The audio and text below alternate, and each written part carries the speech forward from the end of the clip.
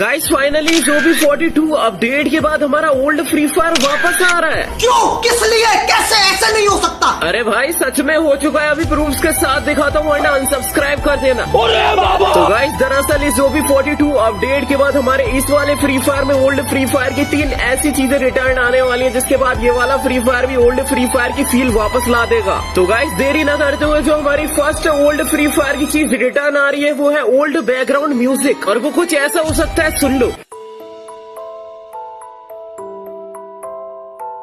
इसके बाद जो सेकंड चीज रिटर्न में आ रही है वो है विंटरलैंड मैप, जिसके बाद आपको फ्री फायर में हर जगह सिर्फ बर्फ देखने को ही मिलेगी, पुराना फील वापस आ जाएगा। लेकिन फाइनली हमारे इस लिस्ट की 3rd नंबर की चीज को तो देख के हर एक फ्री फायर के ओल्ड प्लेयर को रोना भी आ सकता है। तो फाइनली क्या है वो चीज, वो तो आपको दिखाई दूंगा, लेकिन उससे पहले अगर आप भी ओल्ड फ्री फायर लवर हो तो इस शॉट को लाइक करके कमेंट में I love old free fire भी लिख देना। तो गाइस हो सकता है विंटरलैंड की ओल्ड लॉबी भी रिटर्न आ